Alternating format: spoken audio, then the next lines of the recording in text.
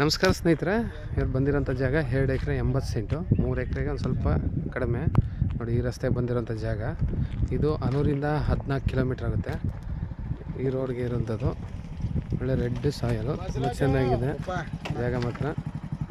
ಈ ರಸ್ತೆಗೆ village near ಇರೋದು, ಅಕ್ಕಪಕ್ಕ ಒಳ್ಳೆ ತೋಟಗಳೇ. ನೋಡಿ, ರೆಡ್ ಸಾಯಲು ಬೆಂಗಳೂರಿಂದ 165 ಕಿಲೋಮೀಟ್ರ್ ಆಗುತ್ತೆ.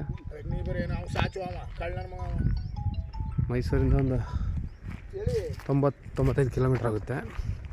ವಿಲೇಜಿಂದ ನಿಯರ್ ಇರುವಂಥ ಜಾಗ. ಒಂದೇ ಸ್ಕ್ವೇರ್ ಬಾಕ್ಸ್ ಆಗಿ ಮರ ಐತೆ ಮರಿ ಅಲ್ಲಿ ತನಕ ಐತೆ.